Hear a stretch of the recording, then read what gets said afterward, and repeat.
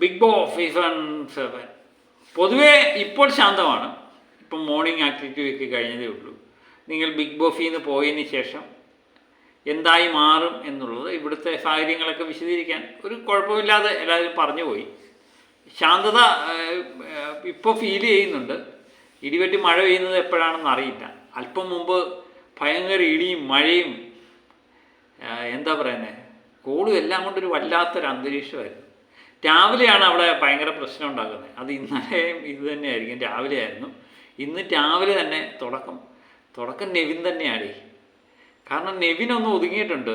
Big ബോസിൻ്റെ വാണിങ്ങിൽ നെവിനൊന്ന് ഒതുങ്ങിയിട്ടുണ്ടെങ്കിലും നെവിൻ ഈ cut തീറ്റി നിർത്തുന്നില്ല എന്നുള്ളതാണ് ഏറ്റവും വലിയൊരു പ്രശ്നം. ഇന്നലെ രാത്രി എന്തോ കട്ട് തിന്നു. എല്ലാവർക്കും കൂടെ കൊണ്ടുവരുന്ന സാധനം നെവിൻ അങ്ങ് കഴിക്കുകയാണ്. അത് രാവിലെ നോറ ചെന്ന് കണ്ടുപിടിച്ചു. നോറ കഴിക്കുന്ന ആ സാധനങ്ങളെല്ലാം എന്തിയെ ബാക്കിയുള്ളത് അവർ എടുക്കാൻ വേണ്ടി ശ്രമിക്കുന്നു. അക്ബറും ആര്യനും കൂടെ എതിർക്കുന്നു. അപ്പോൾ അനുമോള്, നൂറ, ആതിര, അനീഷ്, ഫാവുമോൻ ഉൾപ്പെടെയുള്ളവർ ഇതിനകത്ത് രംഗത്ത് വന്നു എന്നുള്ളതാണ്. ഫാവുമോനൊക്കെ നന്നായി ഫയർ ചെയ്യുന്നത് കണ്ടു. ആര്യനും അക്ബറിനും ഒക്കെ കണക്കിട്ട് കൊടുക്കുന്നത് അവർ കണ്ടു. കാരണം ഇവരെല്ലാവരും കൂടെ ഒറ്റക്കെട്ടായിട്ട് അങ്ങ് മാറി. കാരണം ഇവരെ കൊണ്ട് മടുത്തടേ. അവർ പറഞ്ഞിട്ട് കാര്യമില്ല. കാരണം ഈ നമ്മുടെ അവിടുത്തെ കാര്യങ്ങളെല്ലാം തീരുമാനിക്കുന്നതെന്ന് പറഞ്ഞാൽ നെവിനാണ്.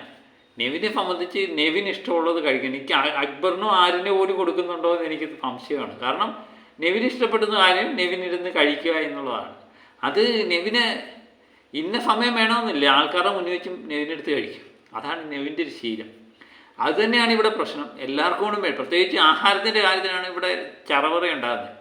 അത് നമുക്ക് പലപ്പോഴും മോശമാണെന്നൊക്കെ നമുക്ക് തോന്നും. പുറത്ത് നിൽക്കുന്നവർക്ക് ഇവന്മാരെന്തോ ഐസ്ക്രീമിൻ്റെ കാര്യത്തിൽ അല്ലെങ്കിൽ ഇച്ചിരി നെയ്യുടെ കാര്യത്തിലൊക്കെ ബഹളം വെക്കുന്നതെന്ന് തോന്നും.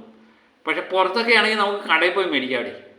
ഇത് കുറച്ചുനാൾ കഴിയുമ്പോൾ നമുക്ക് ആഗ്രഹങ്ങളൊക്കെ വേണം. ഒരു ഐസ്ക്രീം കഴിച്ചാൽ എന്താണെന്നൊക്കെ തോന്നും. അതൊക്കെ ഈ ബിഗ് ബോസ് കൊടുക്കുന്ന സാധനങ്ങളേ ഉള്ളൂ. അത് കൊണ്ടുവരുന്നത് ഒരാൾ മാത്രം അതിൻ്റെ പകുതിയും മുക്കാലും ഒക്കെ കഴിക്കുക എന്ന് പറയുന്നത് ബാക്കിയുള്ളവരെ ആരെയും മൈൻഡ് പോലും ചെയ്യുന്നില്ല എന്ന് കേൾക്കുമ്പോൾ സ്വാഭാവികമായിട്ട് പ്രശ്നം ഉണ്ടാവും. അത് തന്നെയല്ല, ഈ ആഴ്ച പൊതുവെ പ്രശ്നം ഉണ്ടാകും. കാരണം 3 ക്യാപ്റ്റന്മാരാണ്. ഇവരെങ്ങനെ ഇവരുടെ തെറ്റുകൾ ചൂണ്ടിക്കാണിക്കാൻ വേണ്ടിയാണ് മറ്റുള്ളവർ നിൽക്കുന്നത്. ഈ 3 പേരെ ക്യാപ്റ്റന്മാരാക്കിയത് അവർക്ക് ഒട്ടും ഇഷ്ടപ്പെട്ടിട്ടില്ല. അതൊരു വിഷയം. അപ്പോൾ ഇവരുടെ തെറ്റുകൾ ചൂണ്ടിക്കാണിക്കുക എന്നുള്ളത് വേണ്ടിയാണ് അവർ നിൽക്കുന്നത്. അപ്പോൾ ഇങ്ങനെ ഓരോ തെറ്റുകൾ ഓരോന്നോരോന്നായിട്ടുണ്ടാകും. ഏറ്റവും കൂടുതൽ തെറ്റുകൾ ഉണ്ടാക്കിക്കൊണ്ടിരിക്കുന്ന ക്യാപ്റ്റന്മാരാണ്. മറുവശത്തും തെറ്റുകൾ കുറവാണെന്ന് ഞാൻ പറയുന്നില്ല. പക്ഷേ ഈ ബിഗ് ബോസിൻ്റെ പ്രശ്നം എന്ന് പറഞ്ഞാൽ ഇവിടെ കൺട്രോൾ പോകേണ്ടത് ക്യാപ്റ്റന്മാരായിരുന്നു. പക്ഷേ ഒരു മൂല കാരണമായിട്ട് മാറിയിരുന്നത് ക്യാപ്റ്റന്മാരെയാണ്. ഇന്നലെ വൈകുന്നേരം എല്ലാവരും കൂടെ പറഞ്ഞൊക്കെ ഒതുക്കുന്നത് കണ്ടു. എല്ലാവർക്കും കൂടെ ഒന്നിച്ച് ആഹാരം ഉണ്ടാക്കാം എന്നൊക്കെ പറയുന്നത് കേട്ടു.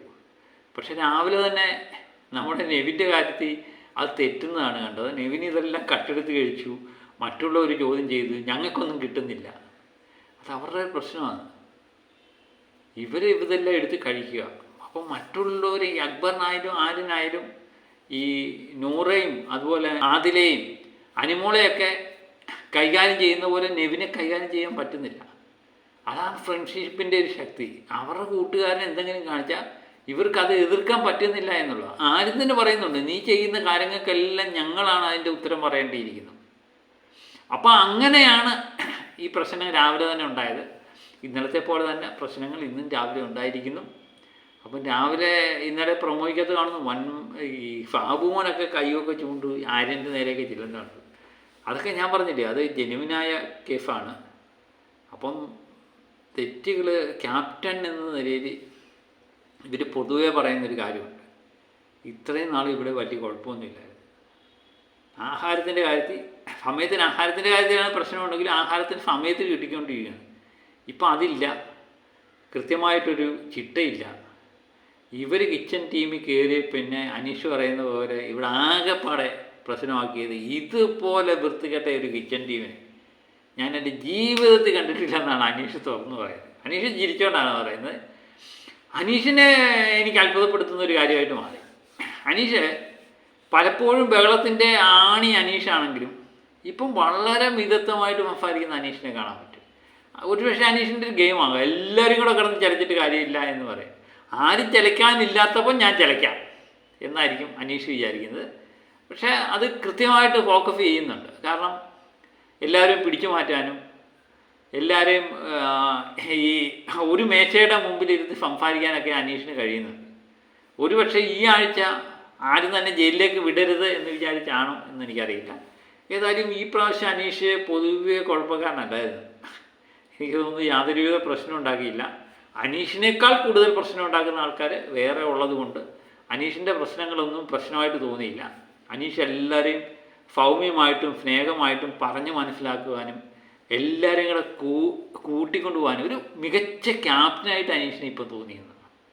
അനീഷ് ഒത്തിരി മാറിയിരിക്കുന്നു, ആദ്യ കാലത്തെ നിന്ന് മാറിയിരിക്കുന്നു. ഞാൻ നേരത്തെ പറഞ്ഞ പോലെ അന്നത്തെയും ഗെയിമാകാം ഇന്നത്തെയും ഗെയിമാകാം. ഈ ലാസ്റ്റ് പോയിന്റിലേക്ക് അടുക്കും തോറും അനീഷിൻ്റെ ഗെയിമിന് നിശ്ചയമായിട്ടൊരു മാറ്റം ഉണ്ടായിട്ടുണ്ട്. അത് നേരത്തെ ഞാൻ പറഞ്ഞ പോലെ ചിലപ്പോൾ ഒരു പക്ഷേ ജയിലിലേക്ക് പറഞ്ഞു വിടരുത് എന്ന് വിചാരിച്ച് മനഃപൂർവ്വം ഉണ്ടാക്കുന്ന ഒരു ഗെയിമായേക്കാം. അല്ലെങ്കിൽ എല്ലാവരും കൂടെ വേളം വെക്കുന്നു, പിന്നെ അതിനും കൂടെ അതിൻ്റെ ഇടയ്ക്ക് വേളം വെച്ചിട്ട് എന്ത് കാര്യം, ആര് ശ്രദ്ധിക്കാൻ എന്ന് വിചാരിച്ചായിരിക്കാം. ഏതായാലും കൊള്ളാം അനീഷിൻ്റെ ഗെയിം. അനീഷ്, അനുമോള്, അതിലെ എല്ലാവരും ഇപ്പം കൃത്യമായിട്ട് ഗെയിമിലേക്ക് വന്നിട്ടുണ്ട്. ഇപ്പം ഈ ആഴ്ച വളരെയധികം പ്രശ്നം ഉണ്ടാക്കിയത് അക്ബർ ടീമിന് തന്നെ. അവർക്ക് നെഗറ്റീവും ഒക്കെ ഒത്തിരി ഉണ്ടാക്കിയ ഒരു ആഴ്ച തന്നെ ആയിരുന്നു. ക്യാപ്റ്റൻസി അവർക്ക് ഭയങ്കര പ്രശ്നമായിട്ട് മാറി. ഇനിയും വരും മണിക്കൂറിൽ എന്താണ്, ഇടിവെട്ട് മഴ പെയ്യുമോ എന്നൊക്കെയുള്ളത് കാത്തിരിക്കാം. ഇപ്പോൾ ഷാനവാസുമായിട്ട് ബന്ധപ്പെട്ട യാതൊരു വിവരങ്ങളും പറയുന്നുമില്ല.